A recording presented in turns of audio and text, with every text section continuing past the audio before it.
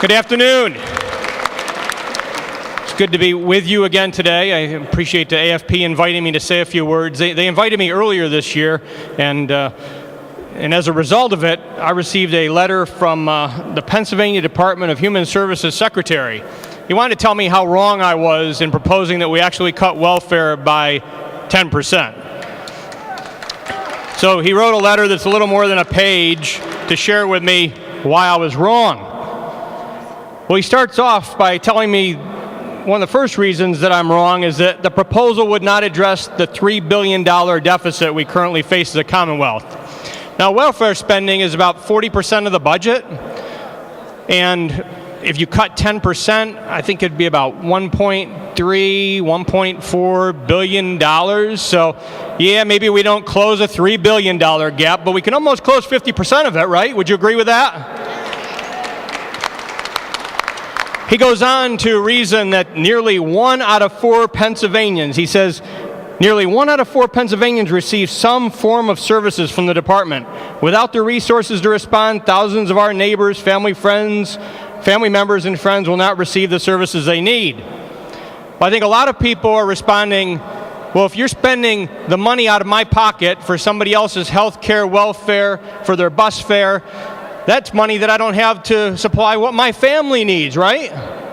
So, I mean, the answer is to help people find a way to independence, not continue a system of dependence.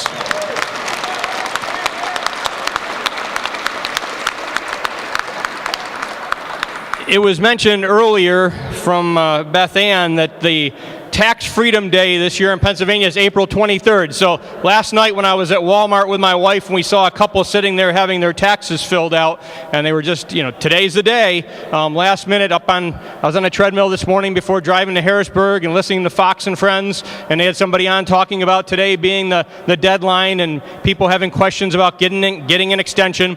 Well, when everybody's breathing a sigh of relief that they got their taxes in today, guess what? If you're a hard-working Pennsylvania, you're still working the rest of this week to pay for your tax burden, federal and state, and that's not right.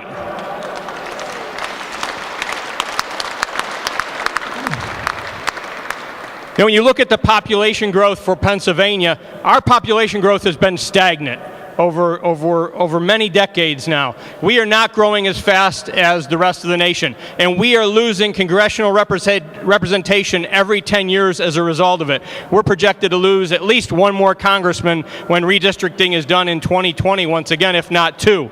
So as people continue to vote with their feet in Pennsylvania and leave the state in search of employment elsewhere, we have more and more problems from the fiscal irresponsibility that's taking place here. We were excited as a Republican House to pass a budget a couple of weeks ago where we have no tax increases proposed and no fee increases proposed.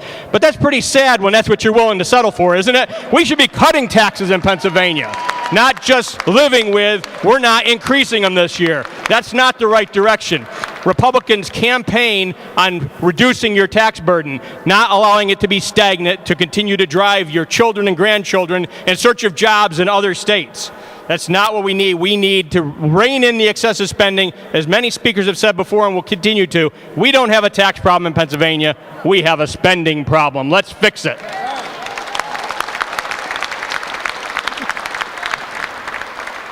There was a recent study released by ALEC. That's the 9th edition of Rich States, Poor States, put together by Dr. Arthur B. Laffer, Jonathan Williams, and Stephen Moore. And this year, when they released that, they talk about somebody's economic condition and your economic potential. Well, the economic performance for Pennsylvania is we rank 38 out of the 50 states, and our economic outlook ranks 39th.